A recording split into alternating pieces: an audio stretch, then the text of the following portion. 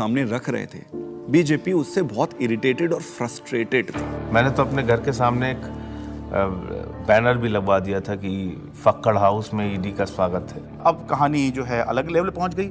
अरविंद केजरीवाल भी ये बात समझ रहे थे कि जब एक के बाद एक नोटिस आ रहे हैं तो देर सवेर ईडी जो है उनको गिरफ्तार करने आएगी।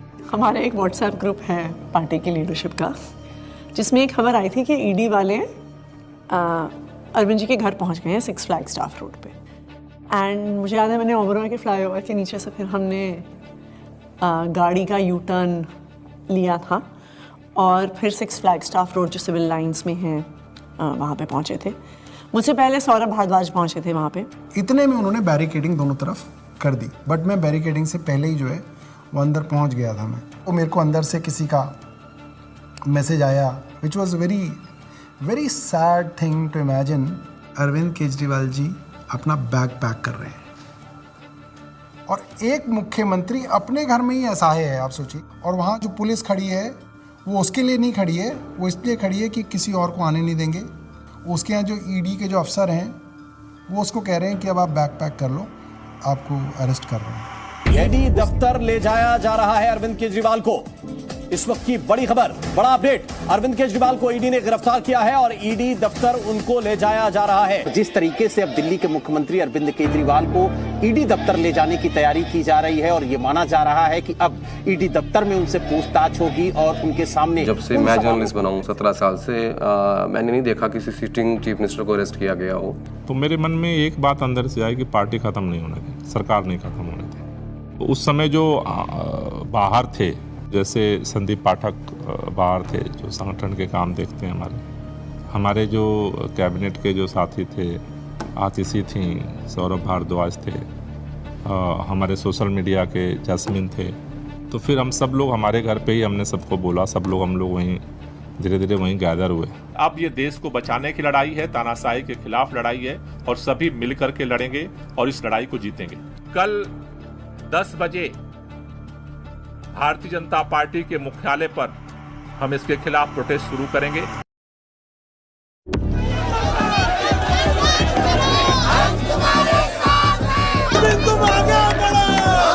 सबसे पहले मैं पहुंचा वहां।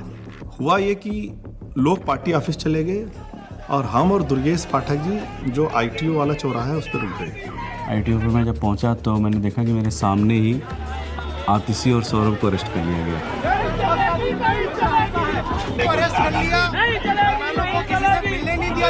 कोई वहाँ पे प्रोटेस्ट करने आता, 4 लोग सड़क पे बैठते, 4 लोगों को बस में बिठाते, बस भेजते।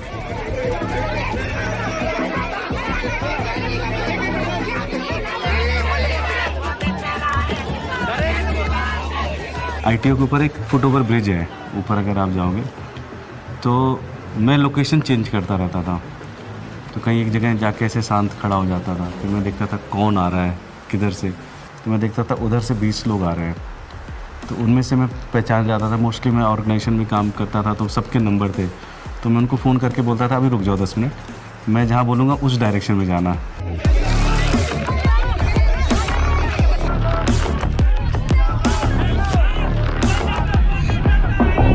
कोई एक डिक्टेटोरियल लीडर है और वो चुनाव से पहले सारे ऑपोजिशन के नेताओं को गिरफ्तार करा लेता है और फिर कहता है कि जी मुझे तो 99% वोट्स आ गए, मैं popularly and democratically elected leader हूँ।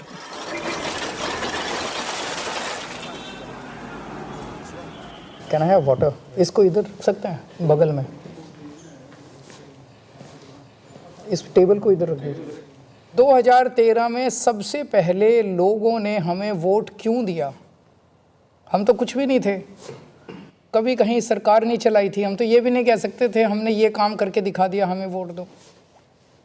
अन्ना आंदोलन किया था, तो अन्ना आंदोलन में लोगों ने देखा ये लड़के बड़े ईमानदार हैं, देशभक्त हैं, जिद्दी हैं, किसी चीज़ पे अड़ जाए तो करके रहते हैं। ये क्वालिटीज़ जनता को हमारी पसंद आई।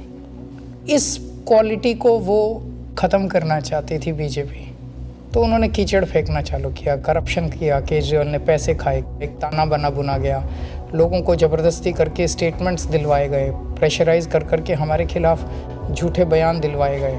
लेकिन कुदरत तो कुदरत है, ये क्या है, बीजेपी कुछ नहीं है कुदरत के सामने। हम लोग कुछ बाहर तिहाड़ के खड़े थे एंड आई रिमेंबर थिंकिंग कि एज ऑफ दैट टाइम हमारी कोर टीम के 5 लोग उस समय उस दीवार के उस पार थे।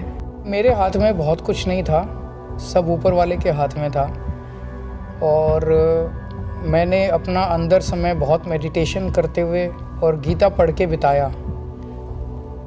वहाँ पे सबसे ज़्यादा जो चीज़ परेशान करती है वो होती है अनसर्टेनिटी। उस 17 महीने में एक बड़ा हिस्सा मेरे अंदर उस सिपाही की तरह छटपटाता रहा जो देख रहा था कि उसकी पूरी फौज बाहर युद्ध लड़ रही है, और वो सिपाही जो हमेशा युद्ध में फ्रंट पे होकर लड़ता था वो आज बैरक में बैठा हुआ है। मैंने प्रयास किया कि घर के लोग 6 महीने तक, जब तक मैं जेल में रहा, मैंने प्रयास किया कि कोई मुझसे मिलने के लिए यहाँ पे ना आए, क्योंकि कई बार परिवार के लोग सामने आते हैं मिलने के लिए तो मन में एक अनावश्यक कमजोरी पैदा होती है। तो मैंने इस चीज़ को अवॉइड किया। फ़ोन पे जब वो वीडियो कॉल पे जब बात होती थी, वीडियो कॉल करते थे तो हंसते थे, लेकिन वो हंसी के पीछे कुछ ना तकलीफ़ छुपी होती है, क्योंकि पत्नी से बेहतर कोई नहीं समझ सकता है। लेकिन हम लोग को लगता है चलो वो अगर दिखा रहे हैं तो हम लोग को भी ऐसे ही दिखाना है। तो हमारे जैसे बच्चे भी आ गए थे तो सारे लोग सब हैप्पी फील करते थे कि पापा हम लोग ठीक है, आप परेशान मत होना और आप ठीक से रहो। एक बारी ना कपिल मिश्रा ने आरोप लगाया था 2 करोड़ का कि सत्येंद्र जैन ने अरविंद केजरीवाल को 2 करोड़ की रिश्वत दी। तो मेरी बेटी स्कूल में पढ़ती थी तो उसका नाम स्कूल में 2 करोड़ ही रखा गया था। तो बच्चों के लिए बहुत, मुझे लगता है ये दौर ऐसा चल रहा है जिसमें कि बच्चों को भी स्पेयर नहीं किया जा रहा है। फैमिली के अंदर अभी तक क्या होता था कि अगर पॉलिटिक्स है तो 2 पॉलिटिकल पार्टीज़ के बीच में, अपोनेंट्स के बीच में, उसमें फैमिली इन्वॉल्व नहीं होती थी। अब थोड़ा सा लेवल कुछ ज़्यादा ही नीचे आ गया है। नहीं, जब जेल में था तो परिवार को तो मिस नेचुरली करते ही हो आप, और विशेष रूप से जब आपकी वाइफ बीमार हो, आपका बेटा भी केवल कॉलेज में पढ़ता हो। तो उसने एक चिट्ठी लिखी, उसमें उसने बोला कि अगर आप इस वक्त मेरी चिंता करोगे, अगर आप इस वक्त इस बात को लेके चिंता करोगे कि मैं परेशान हूँ, तो फिर ये मेरी देशभक्ति पे सवाल है। तो मुझे लगा यार बेटा तो बड़ा हो गया। आपने अगर मेरी चिंता में ज़रा भी वक्त ज़ाया किया तो फिर वो मेरी देशभक्ति का अपमान होगा।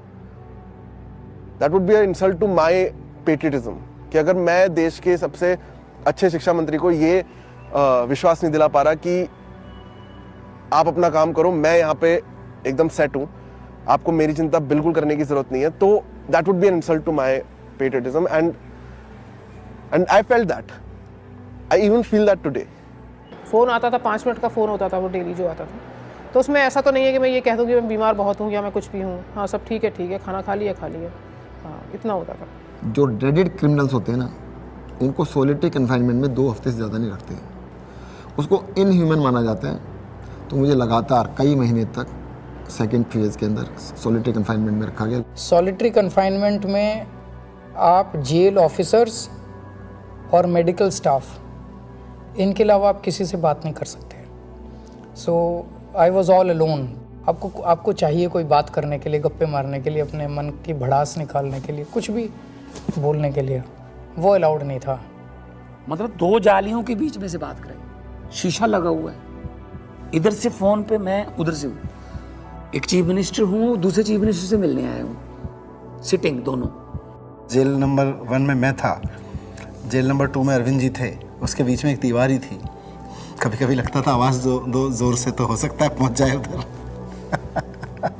कई बार जेल के अंदर जब ऐसे मौके आते थे, ऐसे मोमेंट्स आते थे जब आदमी कमज़ोर फील करता था, तब मुझे लगता था यार मनीष की तरफ मैं सोचता था कि मनीष को 1.5 साल हो गया, उसकी तो वाइफ भी इतनी बीमार है, वो नहीं टूटा, सो हमें भी हिम्मत रखनी है।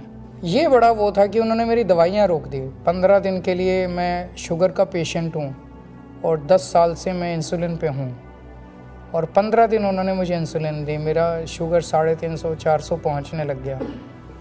जब जयप्रकाश नारायण इमरजेंसी के दौर में जेल गए थे, जब वो जेल गए थे उनकी दोनों किडनी ठीक थी, और 4 महीने बाद जब वो जेल से बाहर आए उनकी दोनों किडनी ख़त्म हो चुकी थी। Mr. Kejriwal, in fact, wrote to Tihar jail authorities alleging that he was not being administered insulin despite flagging his peaking sugar levels. ये जेल वाले कहते थे कि इंजेक्शन नहीं देंगे, प्रिस्क्राइब्ड नहीं है। पता नहीं कितने साल से वो इंजेक्शन ले रहे थे, सब प्रिस्क्राइब्ड था। भारतीय जनता पार्टी के कहने पर